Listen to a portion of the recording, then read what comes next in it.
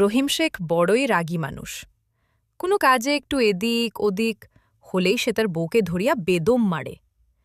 সেদিন বউ সকালে সকালে উঠিয়া ঘরদোর ঝাড় দিতেছে। রহিম ঘুম হইতে উঠিয়া বলিল, আমার হুকায় পানি ভরিয়াছ? বউ বলিল, তুমি তো ঘুমাইতেছিলে, তাই হুকায় পানি ভরি নাই, এই এখনই ভরিয়া দিতেছি। রহিম চোখ গরম করিয়া বলিল, এত বেলা হইয়াছে, তবু হুকায় পানি ভরো নাই, দাঁড়াও দেখাইতেছি তোমায় মজাটা। এই বলিয়া সে যখন বউকে মারিতে উঠিয়াছে, বউ বলিল, দেখো, যখন তখন তুমি আমাকে মারধর করো, আমি কিছুই বলি না। জানো, আমরা মেয়েজাত, ৮ কলা হেকমত আমাদের মনে মনে। ফের যদি মারো তবে ৮ কলা দেখাইয়া দিব। এই কথা শুনিয়া রহিম শেখের রাগ আরও বাড়িয়া গেল। সে একটা লাঠি লইয়া বউকে মারিতে মারিতে বলিল, ওরে শয়তানি, দেখা দেখি তোর ৮ কলা কেমন। তুই কি ভাবিয়াছিস আমি তোর ৮ কলাকে ডরাই? বহুক্ষণ বউকে মারিয়া রহিম মাঠের কাজ করিতে বাহির হইয়া গেল। বহুক্ষণ কাঁদিয়া কাঁদিয়া বউ মনে মনে একটি মতলব আটিল। স্বামী স্ত্রীর ঝগড়া সহজেই মিটিয়া যায়। দুপুরে রহিম ভাত খাইতে আসিলে বউ রহিমের কাছে জানিয়া লইল, কাল সে কোন ক্ষেতে হাল বাহিবে। বিকাল হইলে বউ বাড়ির কাছের এক জেলেকে ডাকিয়া আনিয়া বলিল, জেলে ভাই, কাল ভোর হওয়ার কিছু আগে তুমি আমাকে একটি তাজা শোল মাছ আনিয়া দিবে। আমি তোমাকে ১ টাকা আগাম দিলাম, আরও যদি লাগে তাও দিব। শেষ রাতে আমি জাগিয়া খিড়কির দরজার সামনে দাঁড়াইয়া থাকিব, তখন তুমি গোপনে শোল মাছটি আমাকে দিয়া যাইবে। গ্রামদেশে একটি শোল মাছের দাম বড়জোর ৮ আনা। ১ টাকা পাইয়া জেলে মনের খুশিতে বাড়ি ফিরিল। সে এ পুকুরে জাল ফেলে, ও পুকুরে জাল ফেলে, কত টেংরা পুঁটি পাবদা মাছ জালে আটকায়, কিন্তু শোল মাছ আর আটকায় না। রাত যখন শেষ হইয়া আসিয়াছে, তখন সত্য সত্যই একটি শোল মাছ তাহার জালে ধরা পড়িল। তাড়াতাড়ি মনের খুশিতে সে মাছটি লইয়া রহিম শেখের বাড়ির খিড়কি দরজায় আসিল। বউ তো আগেই সেখানে আসিয়া দাঁড়াইয়া আছে। মাছটি লইয়া বউ তাড়াতাড়ি যে খেতে রহিম আজ লাঙল বাহিবে সেখানে পুতিয়া রাখিয়া আসিল। সকাল হইলে রহিম খেতে আসিয়া লাঙল জুড়িল। সে এদিক হইতে লাঙলের ফাড়ি দিয়া ওদিকে যায়, ওদিক হইতে এদিকে আসে। হঠাৎ তাহার লাঙলের তলা হইতে একটি শোল মাছ লাফাইয়া উঠিল। রহিম আশ্চর্য হইয়া মাছটি ধরিয়া লইয়া বাড়ি ফিরিয়া আসিল। তারপর বউকে বলিল, লাঙলের তলায় এই তাজা শোল মাছটি পাইলাম। খোদার কি কুদরত, এই মাছের কিছুটা ভাজা করিবে আর কিছুটা তরকারি করিবে। অনেক দিন মাছ ভাত খাই না, আজ পেট ভরিয়া মাছ ভাত খাইব। এই বলিয়া রহিম ক্ষেতের কাজে চলিয়া গেল। দুপুর হইতে না হইতেই বাড়ি ফিরিয়া আসিয়া সে বউয়ের কাছে খাইতে চাহিল। বউ ১ থালা ভাত আর কয়েকটা মরিচ পোড়া আনিয়া তাহার সামনে ধরিল। একে তো ক্ষুধায় তাহার শরীর জ্বলিতেছে, তাহার উপরেই মরিচ পোড়া আর ভাত দেখিয়া রহিমের মাথায় খুন চাপিয়া গেল। সে চোখ গরম করিয়া বলিল, সেই শোল মাছ কি করিয়াছিস, শিগগির বল। বউ যেন আকাশ হইতে পড়িল, এমনি ভাব দেখাইয়া বলিল, কই, মাছ কোথায়? তুমি কি আজ বাজার হইতে মাছ কিনিয়াছ? রহিম বলিল, কেন, আমি যে আজ ইটা ক্ষেত হইতে শোল মাছটা ধরিয়া আনিলাম। বউ উত্তর করিল, বলো কি, ইটা খেতে কেহ কখনো শোল মাছ ধরিতে পারে? কখন তুমি আমাকে শোল মাছ আনিয়া দিলে? তোমার কি মাথা খারাপ হইয়াছে? তখন রহিমের মাথায় রাগের আগুন জ্বলিতেছে।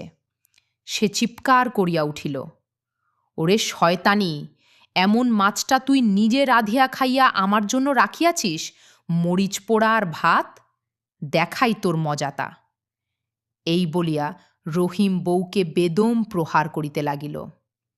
বউ চিৎকার করিয়া সমস্ত পাড়ার লোক জড়ো করিয়া ফেলিল। ওরে তোমরা দেখো রে, আমার স্বামী পাগল হইয়াছে, আমাকে মারিয়া ফেলিল। বউয়ের চিৎকার শুনিয়া এ পাড়া ও পাড়া হইতে বহু লোক আসিয়া জড়ো হইল। তাহারা জিজ্ঞাসা করিল, তোমরা এত চেঁচামেচি করতেছ কেন? তোমাদের কি হইয়াছে? রহিম বলিল, দেখো ভাই সকলররা, আজ আমি একটা তাজা শোল মাছ ধরিয়া আনিয়া বউকে দিলাম পাক করিতে। এই রাক্ষসী সেটা নিজেই খাইয়া ফেলিয়াছে, আর আমার জন্য রাখিয়াছে এই মরিচ পোড়া আর ভাত। আপনারাই বিচার করেন, এমন বউয়ের কি শাস্তি হইতে পারে? বউ তখন হাত জোড় করিয়া বলিল, দোহাই আপনাদের সকলের, আপনারা ভালো মতো পরীক্ষা করিয়া দেখেন আমার স্বামীর মাথা খারাপ হইয়া সে যাতা বলিতেছে কিনা। ওর কাছে আপনারা জিজ্ঞাসা করেন, ও কোথা হইতে মাছ আনিল আর কখন আনিল? রহিম বলিল, আজ সকালে আমি ওই ইটা খেতে যখন লাঙল দিতেছিলাম, তখন একটি এত বড় শোল মাছ আমার লাঙলের তলে লাফাইয়া উঠিয়াছিল।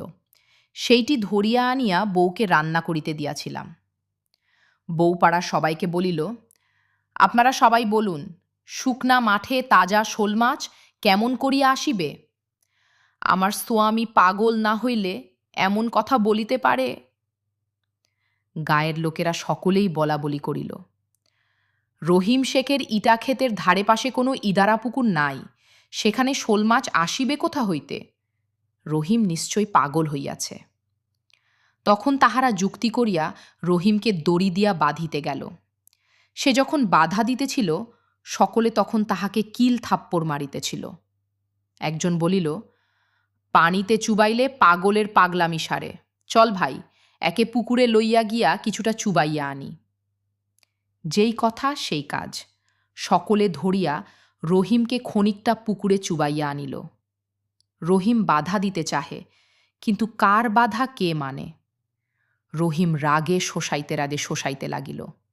তখন একজন বলিল, উহাকে আজই পাগলা গারদে লইয়া যাও, নতুবা রাগের মাথায় তাকে খুন করিয়া ফেলে বলা যায় না। রহিমের বউ বলিল, আপনারা আজকের মতো ওকে খামের সঙ্গে বাঁধিয়া রাখিয়া যান, কাল যদি না সারে পাগলা গারদে লইয়া যাইবেন। গায়ের লোকেরা তাহাই করিল। রহিমকে ঘরের একটি খামের সাথে কষিয়া বাঁধিয়া যে যার বাড়ি চলিয়া গেল। সব লোক চলিয়া গেলে বউ রহিমের হাতের পায়ের বাঁধন খুলিয়া দিয়া হাসিতে হাসিতে মাছ ভাতের থালা আনিয়া তাহার সামনে ধরিল। সদ্য পাক করা মাছের তরকারির গন্ধ সারা দিনের না খাওয়া রহিমের নাকে আসিয়া লাগিল। সে মাথা নিচু করিয়া ভাত খাইতে আরম্ভ করিল। পাখার বাতাস করিতে করিতে বউ বলিল, দেখো, আমরা মেয়ে জাত, 8 কলা বিদ্যা জানি, তারই 1 কলা আজ তোমাকে দেখাইলাম, তাতেই এত কাণ্ড। আর বাকি 7 কলা দেখাইলে কি যে হইত বুঝিতেই পারো। রহিম বলিল, দোহাই তোমার, আর 7 কলার ভয় দেখাইও না, এই আমি কছম কাটিলাম, এখন হইতে আর যদি তোমার গায়ে হাত তুলি, তখন যাহা হয় করিও।